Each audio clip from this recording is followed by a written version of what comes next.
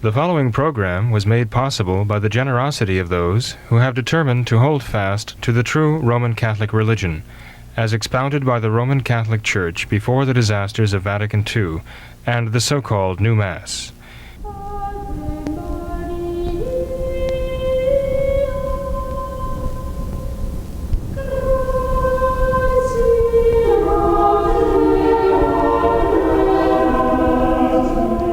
Hello and welcome to What Catholics Believe. I'm your host, Thomas Naegele, and with me tonight is Father William Jenkins from the Society of St. Pius V and pastor of Immaculate Conception Church in Norwood, Ohio. Hello, Father. Hello, Tom. How are you there? Good, Father. Good to see you. Thanks for being here. Well, thank you. Thank you, too. Father, before we get into the emails tonight, I would like to ask for your opinion on this idea of Christopher Columbus and Columbus Day. We just celebrated Columbus Day here in America yesterday, and I know here in Cincinnati, and really parallels what's happening all over the country, where our city hall here in Cincinnati has been having this discussion of Columbus Day and whether that's an appropriate holiday, national holiday to have. There's been some talk of renaming it to the Indigenous Peoples Day. Even just last night at the Cincinnati Public School Board meeting, there was a strong discussion about this idea of renaming Columbus Day Indigenous Peoples Day because Christopher Columbus does not represent what the Cincinnati School Board stands for. They say that he was a mass murderer, that basically that history needs to be corrected here, that for all this time what we've been teaching about Christopher Columbus has not been true. He does not represent our values, and that we should do away with that, and instead we should focus on this Indigenous Peoples Day. What are your thoughts on that, Father? It's a bunch of propaganda. It's a bunch of leftist propaganda. Straight out leftist propaganda. And the people who say these things may actually believe them to be true. That's the worst part of it. They've been taught by our public school systems. And, they've been taught by our government schools, okay? Mm-hmm. The leftists in the government schools who basically themselves have seized the government school system through the unions, and also through the so-called Department of Education, which was a complete invention contrary to the Constitution of the United States of America. All of that has enabled them to seize this generation, its minds, its hearts, and pervert them, right? And part of that perversion is the leftist propaganda with regard to the founding fathers of our country and the discoverers of this new world, as it was known at the time. But the mantra they keep chanting underneath all of this is the mantra that the indigenous peoples were leading a sort of idyllic life. They were so well off before the missionaries arrived, before the conquistadores arrived. They were all so happy and cheery, and they got along so well. And then the missionaries brought Christianity, and it ruined everything. In fact, I remember seeing a movie poster once that said the Incas had wealth and power and joy and all the rest, and then the missionary Christians arrived, ruined everything. Huh? And that is a bunch of leftist propaganda, is all it is. The fact is, the indigenous people here were, in fact, very brutal. They lived very brutal, precarious lives, often just hanging on by a thread. They enslaved each other. They would not only enslave each other, they would cook each other and eat each other. They would sacrifice each other to their gods, so-called, their false gods. In fact, if you wanted to talk about the first great liberator here in this part of the world, you could actually nominate Hernando Cortez, who liberated many indigenous peoples, so-called, from the heel of the Aztecs. Their brutal, just hellish, it was a hellish existence of the Aztecs, and their sacrificing not only prisoners of war, those captured in war, but even the the tribute that Indian tribes around them, the subject peoples, had to pay them, sending their maidens and sending their young men to be pressed into service or to be murdered at the top of the hummingbird temple of the Aztecs by having their chests smashed open, their hearts ripped out. This was the wonderful, happy, cheery life that the pagans had before Christianity.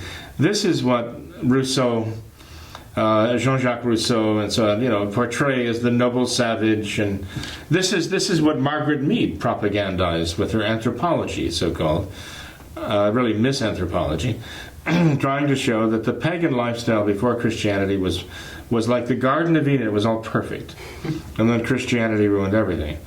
In fact, when Cortez had his very few conquistadores confront Montezuma, he was telling Montezuma, you have to stop all these human sacrifices. And he wasn't talking about them killing Spaniards, he was talking about killing indigenous peoples there.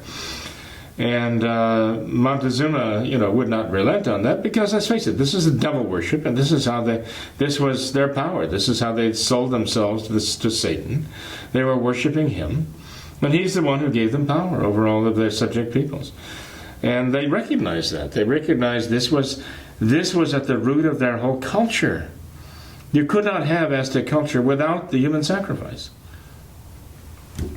And so they weren't going to part with it. And so many of these indigenous peoples fought not for, but with Cortez to free their people from the heel of this monstrous Aztec, murderous, devil-worshipping so-called civilization that is so lovingly and and glowingly spoken about by the leftists of the day. They'd like to bring that back. They want to restore that. That type of thing, precisely that type of thing, even as Stalin did in Soviet Russia. They're not horrified by that. This is what they're looking for. Okay? Now, so as I say, it's a bunch of leftist propaganda. Christopher Columbus, Christopher, the name means Christ bearer, and Columb is for the dove, right? And Columbus was a human being. He had his faults, no doubt about it. I mean, he also was given to all the 7 capital sins by fallen human nature. But he was by and large a decent man, and he really had the faith, and he tried to live it. He truly tried to live the faith of Christ. No, he did not just round up Indians or native peoples in order to, as he thought, call them Indians, because he was looking for a passage to India. And just enslave them wholesale. He did not murder them wholesale. He did not attack unless he was attacked. So he was not this vicious enslaver they'd like to think. In fact, when they talk about slavery here in these shores, they just completely ignore the fact that it takes 2 to enslave the people who sell and the people who buy. And the slave traders were bringing the slaves from Africa, where they were taken prisoner by African indigenous natives, and members of the warring tribes were selling each other off into slavery. Of course, that doesn't count. Of course, it's only the whites. And by the way, it was largely the Protestant shippers who were doing the slave trading. I don't think you'd find there were many, if you find any Catholic ship owners who were doing the slave trading. You'll find that it was many from northern Europe who were actually involved in the slave trade. And even Catholics who were booking passages on these ships were treated very, very badly, very cruelly by these Protestant shippers. So there's a lot of abuse that went around at the time, and it was often very anti-Catholic on top of that. But the whole idea is to try to get our own people completely to reject Christianity, period. Okay, the Masons, Nubius, who wrote what we know as the permanent instruction of the Alta Vendita, and which was found in the Masonic lodges back in the early 1800s, said that the purpose was to to destroy the very memory of Christ, to erase the memory of Christ in the world and Christianity. And 200 years before him, it was Voltaire who laid that out.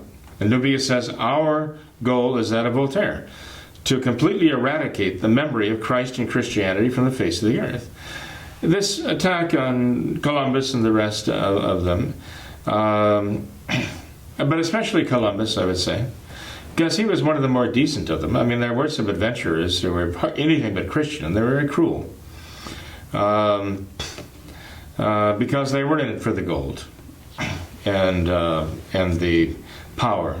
You know, they wanted to be named governors of these provinces, and they wanted to have the wealth to themselves.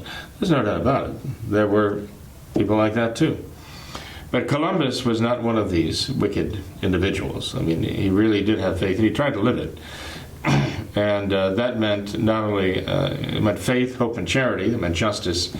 And he tried, despite his human failings, to live up to that. Another example, by the way, I mean, there's so much history behind this, all of this whole concept. It's important for us as Catholics to have a grasp of what really happened here. The reductions in Paraguay. Another example of missionaries, in this case Jesuit missionaries, who came to the reductions in what is now Paraguay, worked among the indigenous peoples, and built a very strong civilization there. The problem was that they were so successful among the indigenous peoples in Paraguay, the Guarani, that the Guarani were actually getting to the point where they could actually defend themselves, and they could actually be independent. And the Masons back in Europe did not want that. They wanted the Guarani, to work as slaves on the plantations there, and did not want them to get to the point where they were well enough instructed and well enough, shall we say, armed or have the implements necessary to defend themselves. So the most Christian kings of Portugal and Spain and France had prime ministers who were Masons. It's a matter of record. The prime ministers of those Christian nations were Masons, and they were working for the Masons, and they were pursuing the Masonic agenda. And they were pressing very, very hard to have the Jesuits completely suppressed. They succeeded in getting the Jesuit order, which were the missionaries of those days. I mean, we think about Father Serra out in California with the Franciscans. The Franciscans arrived only because the Jesuits, who were working out there first with the indigenous peoples, the Jesuits were so successful at bringing them into the Catholic faith that the Masons marked them for death. And so there was this hue and cry from the Masons back in Europe, together with the Jesuits, who hated the Jesuits. They were the legal wing of this, the Jesuits. Okay, the leges in the courts of the Christian kings were Jesuits, and the politicians were the Masons. And they persuaded one by one the King of France, the King of Spain, the King of Portugal to suppress the Jesuits in these countries. And the missions were snuffed out, just like that. In the colonies, the missions were snuffed out. Ships were sent from Europe to gather the Jesuits at bayonet point, load them up, and just take them away and dump them in the ocean or bring them back where they were just pariahs. And finally, enough pressure was brought on Pope Clement XIV, who was a Franciscan, as it turned out. The stories are very curious as to how these things happened. The previous Pope, Clement XIII, would not yield to the pressure. Not the pressure of kings, not the pressure of prime ministers, not the pressure of anyone. He would not suppress the Jesuits. But he did recommend a certain cardinal. He recommended a man to be made a cardinal who was a Franciscan. And that man, having become a cardinal, then became the next pope when Clement XIII died. Clement XIII, by the way, was the pope who was instituting the feast days in honor of the Sacred Heart of Jesus. Again, something hated by the Jansenists, hated by them, the image of the Sacred Heart. And when Clement XIII died, the Masons put so much pressure that they got their man elected. This Franciscan cardinal became a pope, and he immediately imprisoned the Master General, the superior of the Jesuits. He imprisoned him. And then he turned around and he gave in to the pressure from the Masons to suppress the Jesuits. So it wasn't just the King of France suppressing the Jesuits within France and French territories. It wasn't just the King of Spain suppressing the Jesuits in Spain and Spanish colonies, or Portugal and Portuguese colonies. The entire church at this point, because of the weakness of Clement XIV, just simply erased the Jesuits, annihilated them. The order did not exist. It went out of existence with a stroke of a pen. And Clement XIV, in signing that decree, said, for this reason, that reason, the other reason, none of which amounted to much. And then he said, and for reasons known only within our heart. Well, okay, we know what that is. He caved in to the pressure. Interesting to note, the Jesuits were the educators. The only realms where the Jesuits were not suppressed were in Protestant realms. Frederick of Prussia did not suppress the Jesuits. He needed them. Catherine in Russia did not suppress the Jesuits. They did not obey the order of Clement XIV. They were the educators. But throughout the church, in Catholic countries, the Jesuits were suppressed. They were rounded up wherever they were, hunted down, rounded up, and taken off, and often they died very hard deaths, you know. And one of our own founding fathers here, John Carroll, was a Jesuit, right? He woke up one morning to find that his order had been suppressed. The Jesuits didn't even exist anymore. They were out of existence for 40 years. Why am I mentioning this? I'm mentioning this because it was precisely because of the prosperity of the indigenous peoples, because of the missionaries working with them, that they were found to be a threat back in Europe to the Masonic plan to subjugate them. And it's ironic now that the leftists now are blaming the church for having subjugated these people, and especially pointing at Columbus, who was actually a very good representative of a Catholic explorer, better than many others. And they have a particular venom toward Cortez, too. Even though he actually was fighting for indigenous peoples and their rights to life, liberty, and the pursuit of happiness. I know the leftists hate that now. Against the Aztec Empire. So you know, we have to know our Catholic history. We have to be able to defend it. We have to get straight in our own minds what we're dealing with here. And you know, for those people out there who are very confused and don't know what to think, we need to help them find their way. Are there good things written about this? Yeah, actually, there are some very good things written about this very subject of Columbus, and there are also, you know, some programs that are. I hate to direct anybody to an internet, unfortunately, because of all the filth on there. But there's there's truth out there. There are people who are willing to find it. Father, you know, in recent programs you mentioned how when St. Isaac Jogues was over here, how at the one time he wasn't eating, and one of the Indians offered him something to eat, and it was a human hand. You also mentioned how, I believe in California, how some of the indigenous people out there would not have any clothes during the whole summer, and then during winter they would kind of roll around in the mud, cover their bodies with mud. And you know, it seems we're kind of reverting back to that. That's unfortunately that's the truth of what the indigenous people were. And you know, I think that this discussion now that the public school boards and really the whole entire country is having now, saying how Christopher Columbus doesn't represent our values, they're 100% right on that, because Christopher Columbus. They're being honest in that regard.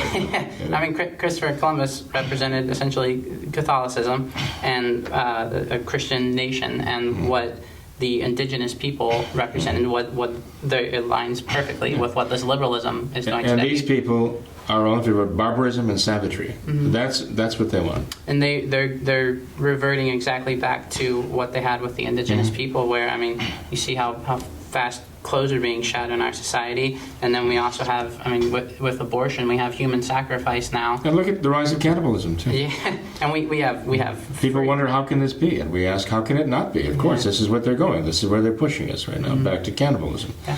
You know, you mentioned St. Isaac Jogues and the native, the indigenous person, putting the sharp stick in the pot and pulling out a human hand and waving it in front of his face, you know, like, take and eat this.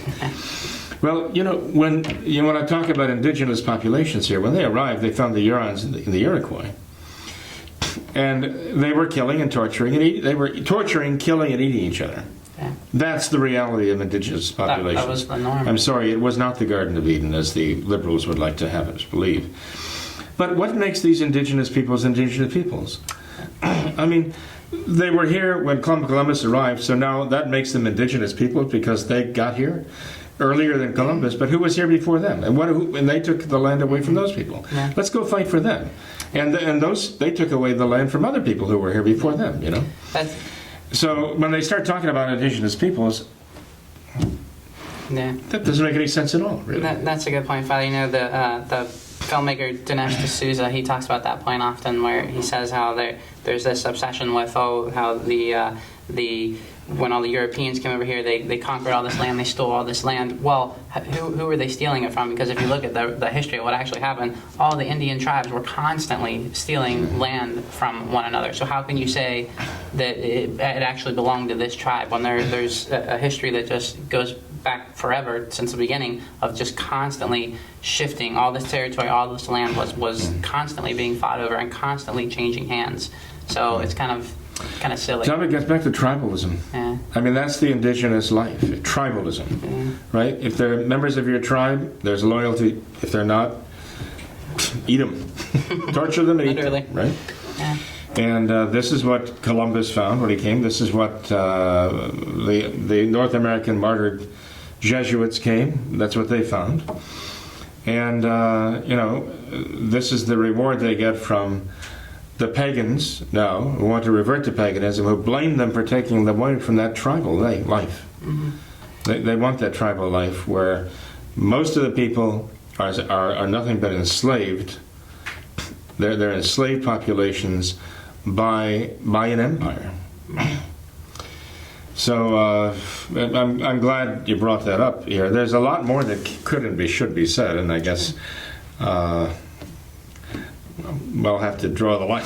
You'll have to draw the line somewhere. But if we got the point across to people not to fall for that huge bunch of propaganda that is being spewed forth by the leftists of today, that at least we will have accomplished that, to put them on their guard against it. Sure. Well, then that's enough, Father, for Columbus Day. But what about this next so-called holiday that's coming up with Halloween? We've had requests to talk about that in the traditional Catholic viewpoint on Halloween, and should we celebrate that? You see how they're glorifying that now? Yeah. They're actually crowing now that as much or more money is going to be spent on Halloween than is spent on Christmas. Okay, this is a great triumph for them, the leftists. They love this. Why? Because the left actually favors a satanic society. That's what they really want. They talk about the alt-left. Okay, whatever however you want to define that.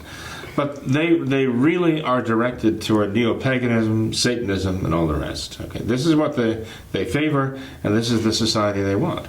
And so they're going to promote Samhain. They're going to promote this this pagan practice, the idea that the wall or the veil between the land of the living and the land of the dead is at its thinnest at that moment, at that time of year, and the dead can cross over and come into our world. And unfortunately, a lot of our own Catholic people have fallen into that, net, as it were, of enjoying the whole idea of spookiness and weirdness and twistedness and evil. It comes down to evil, really. It comes down to ugliness. It comes down to terror, and but what you're basically trying to do, what they're basically trying to do is make it into a celebration of hell. They're trying to have the powers of hell invade the world, but because they're being invited into people's lives, into our society. We're welcoming them with open arms. And we're embracing these things. These are actually the opposite of the saints, okay? All Saints' Day, the vigil of All Saints' Day, is when we celebrate the blessed souls who are with God in heaven right now. They are holy and they have a great love for God, obviously. They have a perfect love for God. They are in heaven. And this was a satanic answer, you know? The satanic response or attack on All Saints' Day. And they want us rather to focus on the demons from hell and embrace them, dress up like them, honor them, imitate them. It's meant to be a feast day for the damned souls in hell, the demons, right? So that's, you know, again, you know, Catholic people should not be participating in this. We have the All Saints' Day pageant at the school. A lot of traditional Catholic schools do. I don't know how many Novus Ordo schools do that, maybe some of the more conservative ones, that still have vestiges of the Catholic faith for nostalgia, whatever reason. But in any case, we have the kids dress up as saints, learn the life of the saint, give a little talk on the life of the saint, and celebrate All Saints' Day. But unfortunately, a number of those children then will go out and go trick-or-treating from door to door, which again is part of it. It's an occult practice, the whole idea behind it. They think it's fun, they think it's a game, and people laugh at the costumes and give the candy, and it's all very innocent. But unfortunately, underneath that innocence, that innocent appearance, and I used to be perfectly innocent, you know, with kids back in my day, back when, you know, back in the day, the universe was still forming and so on. You'd see the whole neighborhood, you know, kids in the whole neighborhood going from door to door in their costumes, and whether a princess, a cowboy, you know, things like that. You didn't see a lot of demons, and in fact, people would have reacted very negatively if the kids showed up. Would not have been impressed by somebody showing up with this horrible, wicked face, twisted mask on, and so on. But that was all very innocent.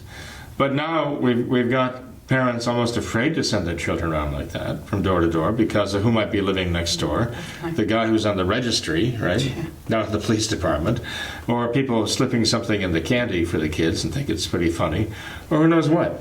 So now the parents deliver the kids, and perhaps even have to accompany the children because of the monsters who are actually out there, the human monsters who are waving the candy in the kid's face. So this is what the leftists have done. They ruin everything. Liberalism is institutionalized contempt for the authority of God, and it has very practical effects. The perversion of the innocence of even this is a result of liberalism and the leftists who want to turn it into a feast of hell. So I just recommend to our people, don't do that. Come up with something that expresses the Church's mind of the vigil of All Saints' Day, and commemorate All Souls' Day. Practice the Catholic feasts. Don't make Halloween a feast day of your family that overshadows All Saints' Day and All Souls' Day. If you do that, you'll live to regret it, and your kids will learn to regret it. Yeah, I thought it was very strange, Father. I've heard several people now say that, oh, Halloween is my favorite holiday, and that always just struck me as so weird. I never understood the appeal behind that of being scared or. You're talking about Catholics, right? No. Just okay. Just, well, thank goodness. Yeah. I'm worried there for that. No, just various people out there. You hear that a lot, that Halloween is my favorite holiday, and I never understood this appeal behind being scared. I never understood the scary movie thing, or just the sick distorted. I mean, if you It's original sin. well, yeah, but it's just gotten to the point where it's. I mean, if you drive down the street now, there's just billboards all over the place. They're just the nastiest, just most disgusting images. You know, I have 2 little girls, and I hate sometimes even driving down the street. I'm worried that they're going to see some of these sick posters and have nightmares about this for weeks and months. And it's just gotten to the point where it's incredible. Well, there are studies that have been published recently that show that pornography actually affects the brain development of a child. And you can expect the same thing from the horror. Yeah. Affecting the brain development of the child. Yeah. The growth of the neurons. The depths that this has descended to is just it's astounding. You know, there's a real popular attraction here in Cincinnati, the USS Nightmare, I believe it is, where a haunted ship where if you go on there, one of the areas that you go through is a big area with what are supposed to be a bunch of body bags hanging all over in this ship, and they have, you know, the blood coming out of them, and the crowd makes their way through just this body bags hanging all over, and you're pushing your way through what are supposed to be all these dead bodies in here, and it's just like you said, it's a feast day for hell. It really is. Yeah, take them to hell. They're paying to get in too. Yeah. And you know what? They're paying to get in. They're paying to get in hell. Yeah. They'll pay their way in. Yeah. They'll fight their way in. Yeah. Well, Father, let's move on to another email we've got here. This is concerning martial arts. Thought this was a particularly interesting email here. So this viewer wants to know: can a traditional Catholic study or partake in martial arts? I think there are potential spiritual dangers, as with Reiki, I believe it is, and yoga. And I understand that often when anyone participates in a self-improvement activity, they're potentially exposed to evil influence. I was interested in studying Aikido, which is strictly a defense-oriented martial arts, but I've read about it online, and there appears to be a Shinto and a Buddhist influence in the art form. When I went to visit the local Aikido school, I was assured that it was not a religion and there was no formal worship. I'm a bit concerned about the meditative aspect of it, which can be spiritually dangerous, of course, but I also wanted to ask about bowing in respect to a picture of the founder. I certainly would never bow in respect or for any reason to a statue of Buddha. I appreciate your response very much, as I am simply looking to boost some self-esteem through learning a martial art form. Well, you have a good reason to be concerned about that, because the martial arts largely were born and bred in, by monks belonging to one of the other religious groups, and was part of their mind mastery, regimes, right? And also in Asia, they did in the Far East, they would link this martial, the warrior, together with the religious.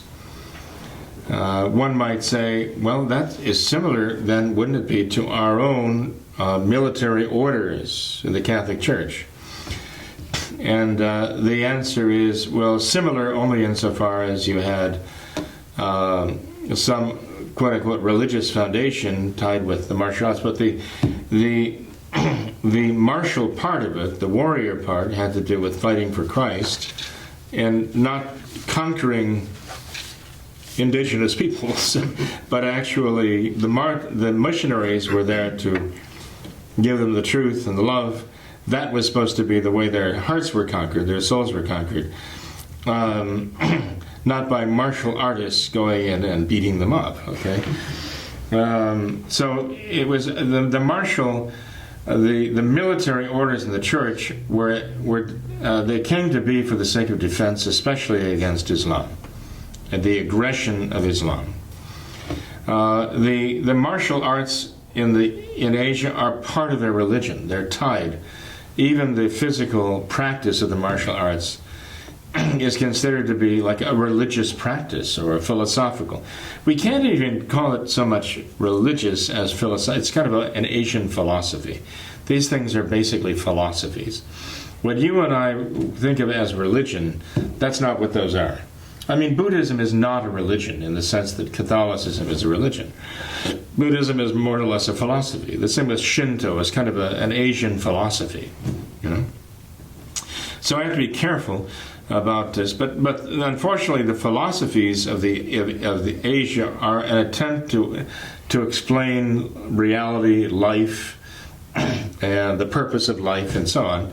And therefore, they can actually be an ersatz or replacement form of religion for somebody who wants to make a philosophy their religion, to dictate to them what is the purpose of life and how must I live how must I live my life in order to be happy and in, let's say, sync with the universe, or in the movement is the circle is the movement of the Tao, or whatever else. You try to get in sync with nature, whatever they want to say.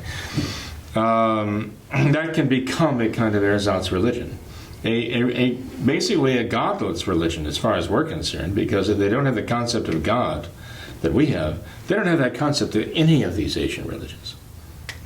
A knowing, loving God, as we know God to be.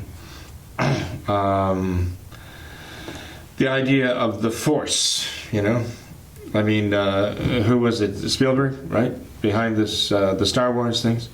I mean, you're dealing with a form of Buddhism here, okay? The Force be with you and all that.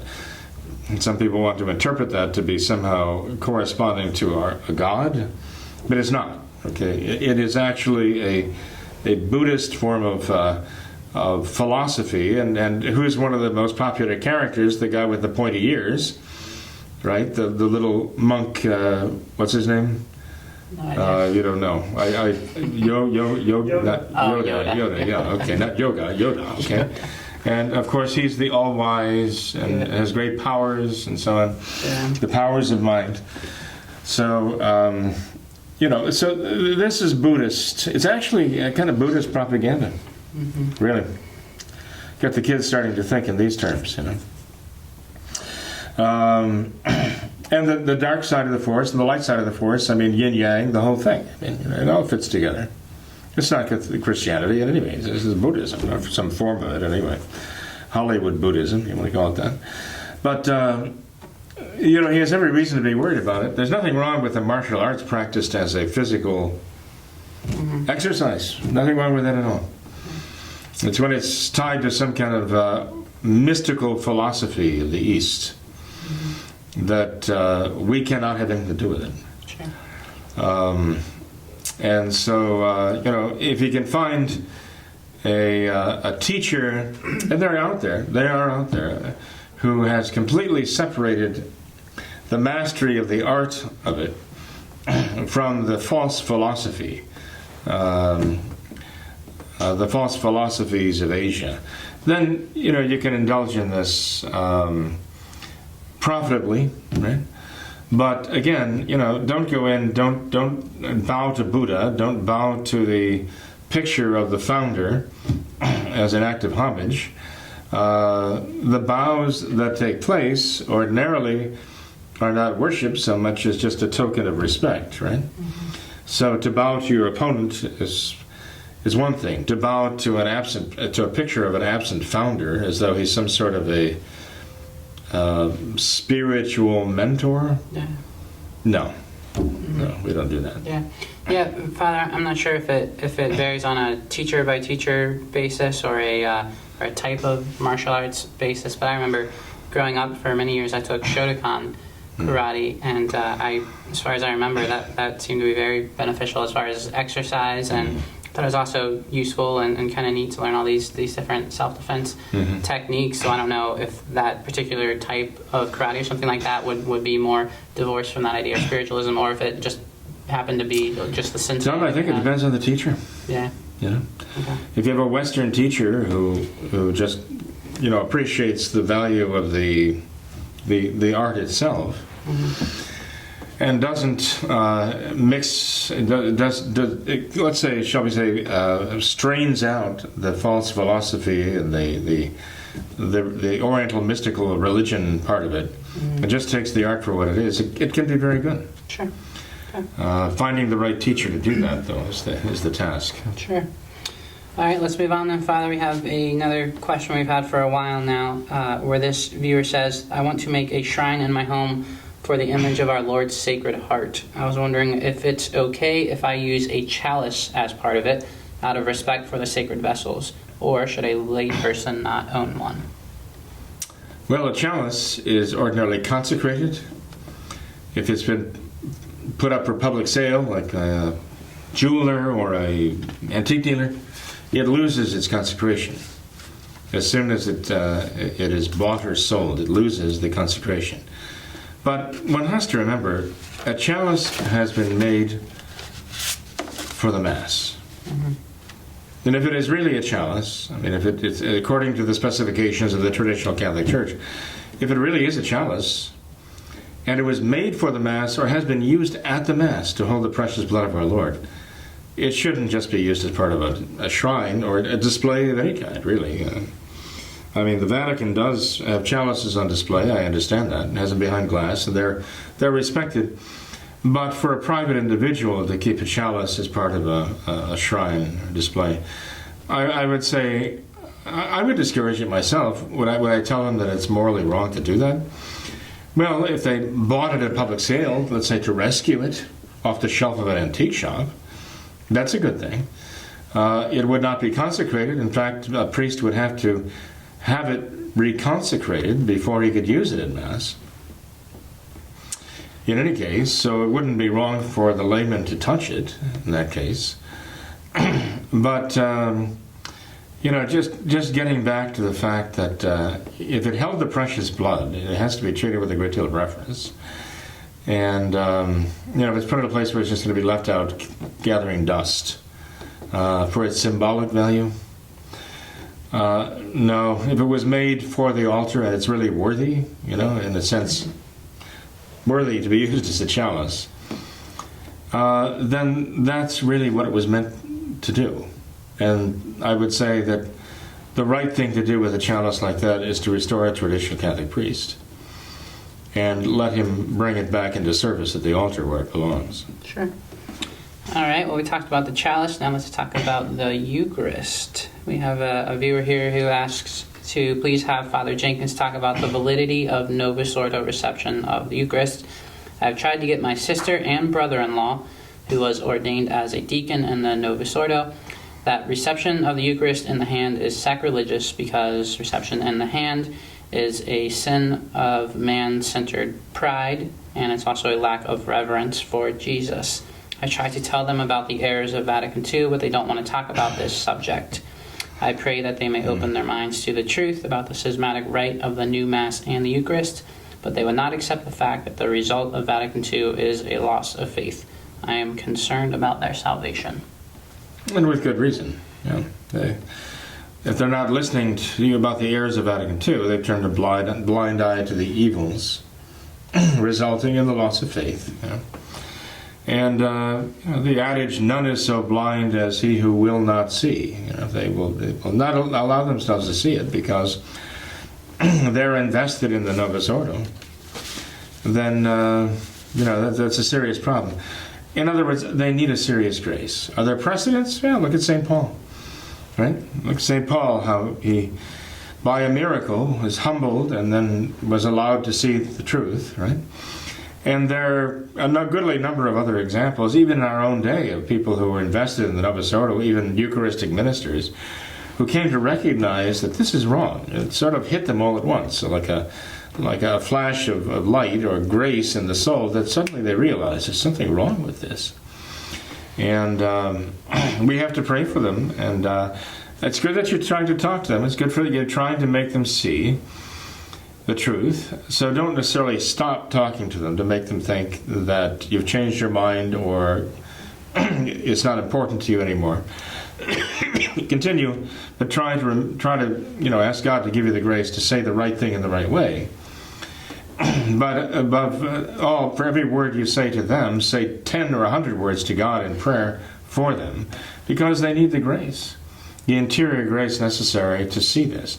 I mean, to ask them, do you believe that is the real presence of our Lord Jesus Christ, that this is his living body and blood, soul and divinity? Do you believe that or not? And if they say, yes, we do believe that, and they seem to be sincere, I mean, there are lots of questions, if they're willing to answer them, that they might not sit still for a lecture, but they might sit still for a few questions. about what they think, because people are always willing to talk about what they think. So if you ask them, well, do you believe this? And you ask them, well, do you believe that if you hand somebody a piece of host or something, do you believe that particles of that host do break off from time to time? Where do they go? What would they say, right? Or what do they do with what's left over in that chalice or that cup that you're using? What do they do with that? Do you think that really is respectful? Do you think that shows what you say you believe? What they're doing with that, is that important that it be given to those? Do they even believe in the state of grace anymore? Do they believe that it doesn't matter, that you just go and give it to anybody and everybody? This involves some serious questions that lead from one to another to another to another. And I mean, you can go through it like a litany of all the things wrong with the Novus Ordo there. Do you believe that the body and blood of Christ should be treated with respect? Do you believe it is respectful to give it somebody who's been 3 times divorced and is now just living with his girlfriend or her boyfriend? Do you believe that's okay? Well, then why are you doing this? If you put them on the spot in the sense that they can give you all the wrong answers, but it has to be having some effect in their mind. Wait a minute, I'm just saying that, but do I really believe that? Isn't there a problem with that in my own mind? In other words, that's what you want to do. You want to shake this smug compliance with the Novus Ordo that is in them and begin to put in their minds the glimmer of reality and truth. They begin to see that, no, there's something wrong here, and I have to, in all honesty, I have to think about this. I have to think this through and come up with the right answers here. And Father, if you think about it, the Holy Eucharist is essentially the center of the Catholic religion. I've read before that all of the other sacraments derive their grace from the great sacrament of the Holy Eucharist. And there's a great story that I read in a forum of traditional Catholics where we're talking about how they each found the faith. And there was one particular story that stood out to me of an individual who said they grew up with no religion. They decided that they wanted to seek and find the truth. Very quickly they came to the realization that it had to be the Catholic faith. This could only be the one true Catholic faith. So they went to their local Novus Ordo parish, and they saw there how they dealt with what was supposed to be the Holy Eucharist. They saw that how they would pour the leftover, what was supposed to be the blood of Christ, just pour it down the drain. They would keep the tabernacle off to the side of the church. They anyone would just come up, grab handfuls of the Eucharist, and they quickly came to the realization that someone that treats what is supposed to be the center of their religion in this way with absolutely no respect, that obviously cannot be the true religion. And from there they found out about the traditional Catholic faith and went to a traditional Catholic Mass and were just astounded by the piety and the reverence that traditional Catholics have. The contrast is powerful. Mm-hmm. And it's recently there was see, that's grace. They were cooperating with grace, God's grace. Yeah, it was just great to see such a simple, straightforward. I mean, that's what happens when someone has the grace of God. That it really is that simple. All you need, all God needs, is your cooperation, just to say, "I want to find the truth," and mean it sincerely. And it really is as simple as that. It's just a simple, logical process to arrive at the conclusion that the traditional Catholic faith is the one true faith because of the reverence for the Holy Eucharist. It's important, now that you mention that too, Tom, that people like that who have goodwill not be insulted in the apologetic approach, because it's very easy to get frustrated in talking to people like the relatives this gentleman's talking. It's very easy to be offended by them and get frustrated by them, and to say demeaning and insulting things to them. And when you do that, you take the focus off our Lord, the truth, the faith, and you make it a matter of yourself against them, and that's all they care about after that. That's a matter, if it's a battle now, to defend themselves and to attack you. So, fortunately, these good people you're talking about found their way by being able to just look and see and ponder, process what they were seeing, and the contradiction between the faith, what it teaches, and the practice, the Novus Ordo. But all too often, when we have people who are trying to bring relatives over, rather than bring them to the point where they can see that, or before they get to the point where they can see that, because that's ultimately what you want them to see, they get offended by something. And something offensive is said, and all of a sudden, it's as though the wall goes up and you just can't get anywhere, because now their pride is involved. Mm-hmm. So in order to bring one's relatives to the point where those people could just see objectively that this is not the Catholic faith, what's going on in the Novus Ordo, but the traditional practice is the Catholic faith. In order to ever be able to arrive at that point with our friends and our relatives, we have to avoid basically insulting them. We have to avoid accusing them of stupidity, being brigands, being just evil, rotten, bad people, Mm-hmm. Because some of them are not. Mm-hmm. Some of them may be and not have any love for God.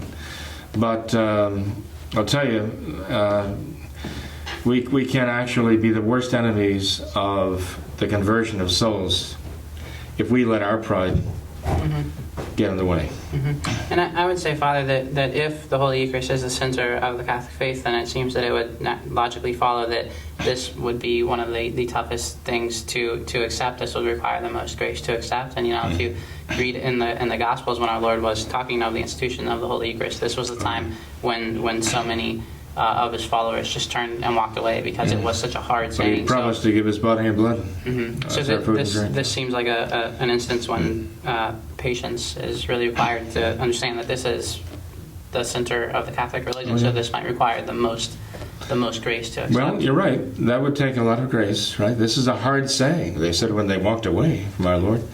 And it requires faith in order to accept it. But we also have to realize we're trying to bring people back from the Novus Ordo, from Protestantism, or even from atheism or Buddhism, or wherever, that the Catholic faith is a way of life. It requires practical changes. It has practical consequences in a person's life. And people kind of naturally resist that. So we can't be surprised to find a certain natural resistance if a person sees that, well, if I follow your line of thinking and I come to these conclusions and you convince me that what you're saying is the truth, this is going to be not just a matter of my saying, okay, I see your point. Yeah, you make a good point. I agree with you. No, it goes far beyond that. Now there are some very serious consequences in the way I have to live my life. Because if otherwise I may say, okay, I agree with you, but I am not willing to do what you've convinced me is the right thing. So they have to, again, it's almost like they resort to kind of a bit of martial arts to defend themselves against what they might even interpret as a kind of spiritual aggression, because you're trying to convince me of something that is going to have some serious practical consequences in my life that might affect my marriage, might affect my relationship with my children, might affect my relationships with my my friends, might affect my whole worldview. There are things I have to give up, and now there are things instead that I have to do, to go out of my way to do, that can be very inconvenient, or perhaps even more than inconvenient, right? Mm-hmm. So it takes an enormous amount of grace to move someone to be willing to not only see the truth, but to admit it, and the willingness to accept it, the practical consequences of it. Let's put it that way. Spiritual warfare, huh? It is a spiritual warfare, and the enemy is not just flesh and blood. They're principalities and powers of darkness in high places. takes great grace, and the cooperation with grace. Well, Father, this has been a great program tonight. I think we've covered a lot of ground, and I know there's still a lot left to cover. We talked before about the We have a number of questions concerning the Took Bishop line, so we'll have to do Right. a follow-up. I understand there's come in about that. Yeah, so we'll need to do a follow-up program on that soon, and also you have some things you'd like to discuss as far as the baptism of blood, baptism of desire, and the Right. Diamond Brothers, and things along that line. So there's Right. plenty still on the It table. seems that people keep getting stuck on a statement about Eugene IV. And I think if people actually, well, people pick that up, they read it, and they read it at face value. According to what for example, some people tell them what it really means. But the Protestant ministers will tell you what the Catholic Church teaches. But people are surprised to find out later that what their Protestant ministers have taught them about the teaching of the Church, or what their Protestant ministers have taught them about passages in the Bible and what they really mean, people find out that what they have been led to believe is not true. And so it is with the statement of Pope Eugene IV. But I think if people actually take a look at that, which is often a stumbling block even for untraditional Catholics who believe in baptism of desire and accept it, and they come to that statement of Eugene IV, they stop and they say, whoa, how do I explain this? Well, as a matter of fact, in a very Catholic way, in the way that Eugene IV meant it. But frankly, I haven't seen many people who've explained very well what that means. They just accept the false interpretation that's given to them by, like, the Diamond Brothers and so on. So I think we really need to take a look at that, and in some future video I intend to do exactly that. Sounds like a plan. Let's do it. Thanks for being here tonight, Father. Appreciate your time. You're very welcome. Thank you. Thanks for giving your time too. No problem. Thanks to all of our viewers as well for watching this episode of What Catholics Believe. Until next time, we ask that you all remember the words of Our Lady of Fatima, to consecrate yourselves and your families to the Immaculate Heart of Mary, and to pray and do penance. Thank you, and God bless you.